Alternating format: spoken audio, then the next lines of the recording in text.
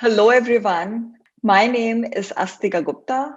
I am a resident of Seattle, Washington.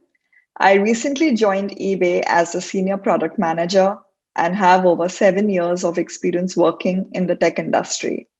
On the side, I also mentor and coach aspiring product managers and early in career product managers. I started my career in 2011 as a systems engineer working at Infosys and quickly moved into product management. I pursued my master's from the prestigious UC Berkeley in information management and systems. I interned at eBay back then as a PM. After my master's, I have worked at Elo Touch and Microsoft. At Microsoft, I was leading experimentation on Windows updates features, and currently at eBay, I am on the checkout team. I'm really excited to be here talking to you all about the myths and challenges of product management. A very big thank you to Product School for inviting me as a speaker today. In the end, I'm going to leave you with a few tips that I have compiled based on my industry experience and also inspired by my talks with other successful product managers. With that, let's dive deep into the myths first and let's try and debunk them. The first one that I get often asked by aspiring product managers is that what kind of technical expertise or degrees and experience do you need to get into PM? And they have this myth that PMs need technical degrees. While please note a technical degree is different than technical experience and foundation, I would still affirm that technical foundation and experience would go a long way in your success as a PM, especially in the tech industry. But having a technical degree is not a necessity. There can be multiple paths to product management. I have seen folks transition from a non-technical career path to a product management career path at a technical company. So what PMs actually need is to have a deep curiosity about the underlying technology behind their projects and to be detail-oriented and possess the ability to develop strong partnerships with engineering. The next myth is the PM as CEO analogy. I hear this often and I've read it a lot that PMs are supposed to be the mini CEOs of the products. While it sounds quite catchy, I don't completely agree with the statement that PMs are the mini CEOs. CEOs have direct management responsibilities, decision-making authority, business level objective ownership, and often founder level credibility for the original vision. So while PMs have responsibility for making sure the product is successful, they're working with engineers and designers who report to someone else and not to them. So with that, let's dive into our third myth. PMs are the idea generators and decision makers. Well, yes, but I would want to stick with PMs are the ultimate facilitators. Creative brainstorming is a constant team exercise that the PM just happens to drive. In my experience, I've learned that just receiving buy-in from stakeholders isn't enough. You need passion and ownership of other team members to build great products. Great PMs facilitate discussions that get the entire team to come up with creative product ideas. They should be the ultimate facilitator, pulling the best ideas from their team, coordinating with cross-functional partners, and getting executive context. PMs should lay out well-researched trade-offs, set timetables and timelines, and structure great discussions. So they are the ultimate facilitators. With that, let's go into our next myth, which is PMs have to be great at company politics. Well, to this, I want to say PMs have to be great at managing stakeholders. The overall business is the biggest stakeholder. This could include executives and leaders, salespeople, marketers, finance team, legal and compliance team, business development team, research teams, design teams, engineering teams, etc. At the end of the day, it can be impossible to make everyone happy. And that shouldn't be your goal, anyways. Although it may be difficult to manage multiple stakeholders, it can also result in a better product.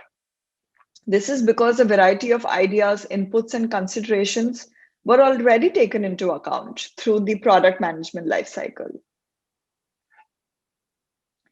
The next myth is product manager and product owner are the same. While these are two different roles, the responsibilities are different, but PM can be a peer. So, as Products Labs CEO Melissa Perry puts it in one of her articles, as a product manager, your roles and responsibilities will change depending on the context and the stage of your product. And that product owner is a role that you play on a Scrum team, while product management is the job. Now, with that, let's look at some of the challenges that a PM faces on a daily basis. But first, let's reiterate that PMs are wearers of multiple hats. And these are some of the activities that they do on a daily basis, the ones that I show you on the screen. There are tons more as well. But just to give you a brief overview of what kind of activities PMs have to do on a daily basis is like customer interaction, documentation, stakeholder management, engineering buy-in, influencing people, product execution, setting goals and metrics, and experimenting and analyzing the data. And this leads me to my next slide, where I show you a day in a PM's life. This is just a calendar snippet to give you a sneak peek into what a day in a PM's life looks like.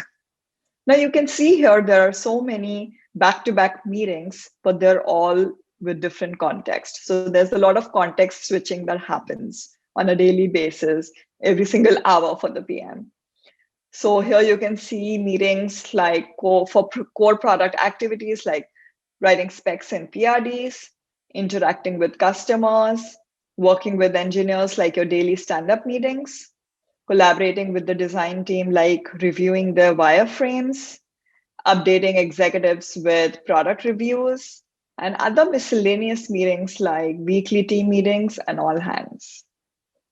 Now, having such a busy day with so much going on, there are bound to be some challenges. So let's look at our first challenge, which is managing upwards and stakeholders. How do you manage your managers, senior managers, and on up the ladder? How do you manage stakeholders? Because everyone brings their own perspective and initiatives to the table. While it is important to listen carefully to stakeholders like legal, marketing, design, privacy, identity, etc., great PMs know that these groups aren't approvers, they're advisors. With due consideration, great PMs ultimately take a call on what's best for the users and for the business.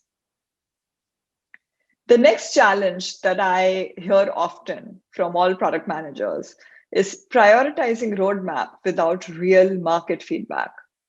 Now, product leaders need real feedback to set priorities and create a product strategy. But a lot of them don't conduct market validation at all. This results in suboptimal products, consumer complaints, and rework. And factors can be not enough time, pressure to move fast, no knowledge about the tools and skills that are needed to conduct successful market validation. As Jeff Bezos puts it, nothing flattens a hierarchy like customer feedback. Ask the market directly for feedback now. Generate actionable insights, be it through polls, surveys, other direct feedback channels, or through visiting forums, blogs where customers are discussing your features and products to understand what customers are actually thinking. How are they reviewing your features and products? Are they happy? Are they sad? We need to always keep a pulse on what the customers are feeling and what their needs might be. Along the same lines, I do want to add a line about validating the features before rolling them out through direct user testing or through experimentation to avoid any kinds of rework and wasting time, to sort of then come back and understand that whatever you built was maybe wrong and it doesn't meet customer needs. You need to again do the rework and build the product again. So it's better to have experimentation done so that you can run multivariate tests to understand which features get the most customer buy-in. The next challenge here is dealing with failure, like for your feature and product when it gets launched. Failing is part of the process, but an opportunity here is to have a greater impact by turning those failures into opportunities for the broader company. So when a product fails, running a post-mortem to assess reasons for the failure and improve the future approach is a given. But this also holds an opportunity to improve not just your own approach, but also share the lessons that you have learned with the broader company so that it benefits everyone. Understand the who and the why of it, but focus on the what. What could have we done better to avoid the failure? What needs to be done to make sure this doesn't fail again?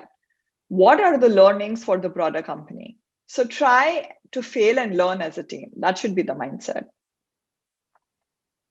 The next challenge is change coming in from all angles. This is a common one that PMs experience probably every single day. PMs, as it is, work on abstract problem spaces, but with change as the only constant. So, how do we deal with constant change? And the reasons for changes coming in from all angles could be the product landscape gets redefined, there are new competitors in the market, customer needs fluctuate, or any other internal reasons. The bottom line is this: these changes could very well impact the success of your product and company. What we can do is acknowledge the inevitability of change and respond to it with an agile mindset. What we can do is measure and plan for churn. By churn, I mean the rework that's needed due to the changes that might come in. So you can proactively plan to account for some buffer time for the changes that might come in the near future.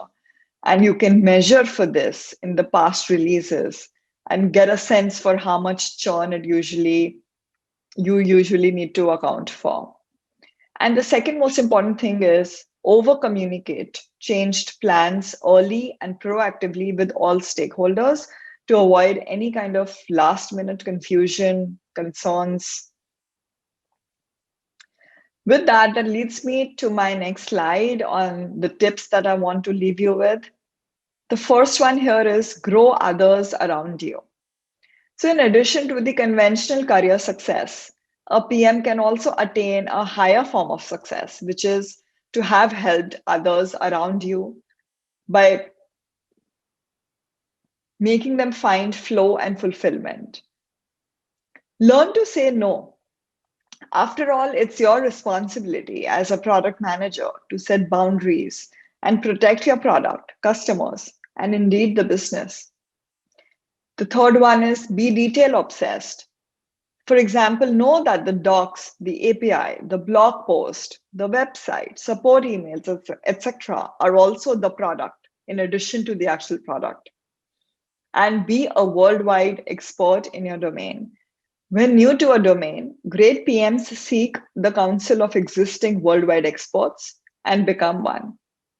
Be farsighted. Anticipate where the industry overall is headed when developing product hypothesis. What does the industry look like in the next 5 years, in the next 10 years? Read a lot of articles on this so that you're already ahead of game. In the end, I want to leave you with this. Great PMs live in the future and work backwards. Focus on customer and business impact and amplify their teams. They drive high quality decisions, optimize for learning, and execute impeccably. They have product design taste, data fluency, and technical acumen. With that, thank you so much for listening to me today, and I hope this helps you in your product management career. For any questions, any comments, any feedback, or just to have a chat on product management, please feel free to reach me out on LinkedIn. This is my LinkedIn address here.